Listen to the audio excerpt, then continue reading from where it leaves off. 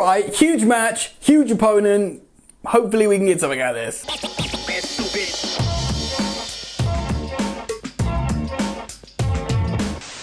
Yo, what's poppin' people? Welcome back to Football Therapy with me, host Jan. I do hope you lot are all doing well today, my friends. I really do hope that as we get settled into 2021, football does return for now and Chelsea are facing Manchester City, newly defensively resolute Manchester City, and Frank Lampard really needs a result here, if not, at the very least, a really good performance from his team. Manchester City are reportedly missing a few first-team players out, although I've spoken to my friend Andy at Man City Fan TV. He's put out a predicted lineup that still looks frightening. So anyway, I hope you're comfortable. Maybe get yourself a drink so you're prepared to enjoy this content. Consider subbing if you haven't already done so, and those of you who are subscribed, please do consider putting that bell notifications icon on because it really is important, and only about 25 to 30% of you have it switched on. It's important. Consider hitting that bell. Drop a like if you think Chelsea can win this game.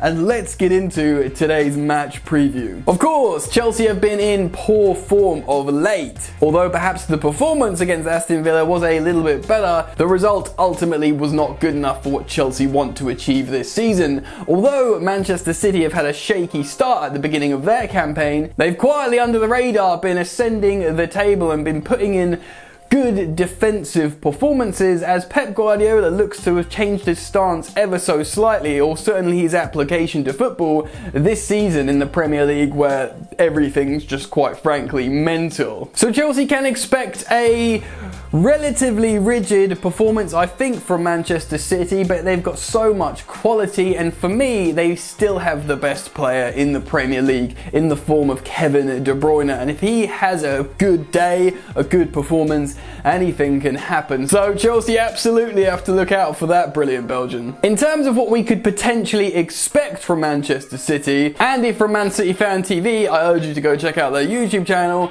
gave me this lineup. I've shaped it as a 4-2-3-1, and the first thing I noticed was that front line. That's right, if Sergio Aguero is to return in the starting lineup, that is pretty frightening, especially if he's flanked by Raheem Sterling and the in-form Riyad Mahrez, with, of course, Kevin De Bruyne just sitting in behind. One thing that's been really apparent this season is the relationship being struck up between Mahrez and Kevin De Bruyne. If they can keep that going, City can really do things this season. They're a very, very strong team indeed. By all accounts, the back line will not be first choice, and there'll be some absentees, perhaps no Aymeric Laporte, and we might see Ake introduced into the defence. John Stones hasn't been bad of late, and of course Ruben Dias is an incredibly good player too. And we know the goalkeeper is very capable in Edison. And if Fernandinho is returned back to the midfield where he does his best work for Manchester City, generally they can put out a very, very strong team. And of course they've had an incredible amount of rest because they had a match cancelled, so they'd probably done a lot of match preparation for this game against Chelsea.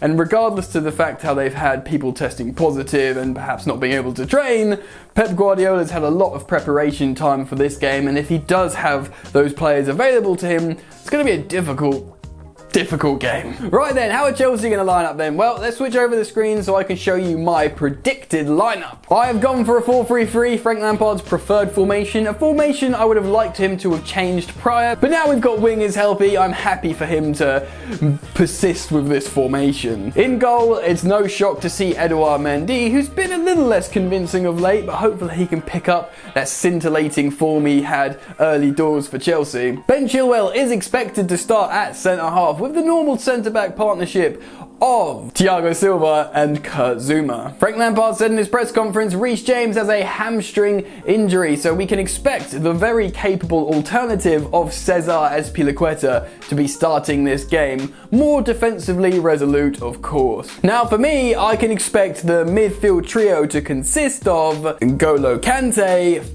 Mason Mount as an ever-present will probably start this game, and although Kai Havertz has looked very, very good off the bench, in a game like this we'll need to control the midfield as much as we can, so I can see Mateo Kovacic starting, who has actually put in some excellent performances against Manchester City in the past. Now I expect wingers to start in this game. Christian Pulisic to keep his place on the left wing. On the right wing, if Ziyech is indeed fit to start, he will start this game. We know he's been training the last few days. Frank Lampard's been a little bit coy on whether he's going to start him or not. For me, I think he probably will start, but if he doesn't, we'll have Callum Hudson-Odoi play there, which is also really darn refreshing to see an actual winger play on the right. Now, this is difficult because I was thinking about a striker. I have a feeling that Frank really does want to persist on Timo Werner when he can, and I have a feeling that if Ziyech starts, he might play him down the middle because they've got such a good relationship, or at least really early, it looks like Ziyech and Werner had such a good relationship. Yes, Timo Werner's been in awful form, and you might be inclined to say bench him for a while. Don't start him against Guardiola's City. But then again, it is down the middle where he's looked better. Ziyech is returned, and maybe this is an opportunity for him to, you know, show what he's made of, find a goal against an excellent opponent. It could happen. The alternative of that, of course, is we play more of a conventional number 9 in either the shape of Tammy Abraham or Olivier Giroud. I think possibly Giroud because he could dominate the centre halves, especially if John Stones starts for Manchester City. You'd imagine Giroud could have the capacity to have Stones on toast. Tammy's a bit more mobile, of course, and he has an excellent goal contribution record this season in terms of minutes played. In fact, I saw somewhere online that both Tammy Abraham and Olivier Giroud have a 0.7 expected goals per game, which is incredibly high and potentially the highest in the Premier League. You'll have to correct me if I'm wrong, but let me know down in the comments if that is true. Basically, an incredibly impressive performance from both of them as a striker. So if Frank Lampard doesn't want to go for the pace of Timo Werner and bank on his relationship with Hakim Ziyech, he can go with either of his trusted 9s who seem to be scoring regularly this season. Alright, that's enough of my predicted lineup. Let's move on and talk about the game a little bit more. So, a huge game, of course. It's, you know, every game becomes a must win when you haven't had a win for a while, right? And that's true, but at the end of the day, it's a formidable opponent that's had a lot of preparation time, of course. But for me, what I absolutely am calling out for at the moment is a performance.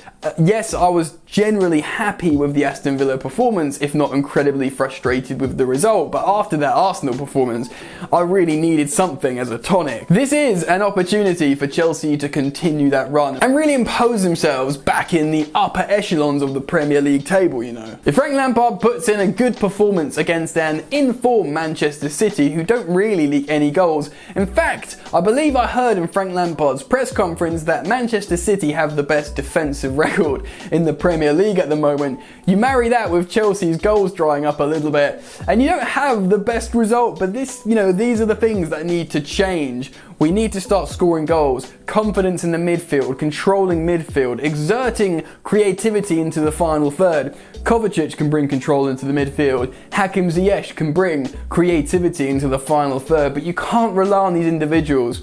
You have to see progression as a team, the confidence. See the stuff we saw at the beginning of the season, you know? Bring a little bit back of that back, if I can speak English. A sort of collective psychology in the team of self-belief. We need to see that. If you score a goal against City, don't go into your shell afterwards and wait for City to explode on you. Keep going, impose yourself. You've got so much talent throughout this team. Perhaps Chelsea do well. They bring on a couple of subs, maybe Hudson-Odoi and Kai Havertz off the bench. What a couple of substitutions that could be. Or alternatively, of course, if Hudson-Odoi starts, Ziyech off the bench if he's not, you know, ready to make a full 90 minutes. These is the kind of quality Chelsea have on the bench, and similarly with, you know, strikers depending on who starts. Chelsea and Frank Lampard have the opportunity to do really well in this game, but they have to start well, and once they've started well, they need to maintain a sense of control in the game, and that's a problem with this young Chelsea side. Low on confidence, unsettled. You know, they don't play the way Frank Lampard wants them to. The desired effect is not being achieved on the pitch. We've seen it in, you know, small sample sizes, but that's not enough. This is an opportunity for the players to show what they're made of. So, I'm going to do a score prediction. I've been doing like 2-1 predictions against Aston Villa, and now we're coming up against Manchester City. But I feel like we need a win so much that I'm going to predict a win, and I'm actually going to predict 1-0 Chelsea. Now that sounds absolutely mad in two, you know, very attacking, or two teams that have got a lot of attacking talent, but Manchester City have been much more tight of late. They don't score that many goals. I think Chelsea, if we play Kovacic in midfield, if we have Thiago Silva and Zuma and everyone being really tight and focused, Hopefully we can shut them out, and it will be an absolutely torturous game if we win at 1-0, because you'll never feel safe against City. But that's my prediction, so we'll see what happens there. I want to hear your predictions, so get down in the comment section below and express yourselves. What do you think is going to happen in this game? I'm keen to hear it or read it. If you've enjoyed the content, please do drop a like. Subscribe if you're new. Remember to hit that all-important bell notification. Of course, enjoy the football, and I will see you later. You ain't so tough with that bad boy tuck. I'ma get it how I'm living, I'ma walk the walk. Outline my lines, I rap through thought. Body bag the verse, outlined in chalk. In my life seen trouble, hustle on the double. Silence on the trigger like my pick got a muzzle. Yo chick like to guzzle, bad boy stay in trouble. I only love this paper, sorry I don't. I laugh me, baby.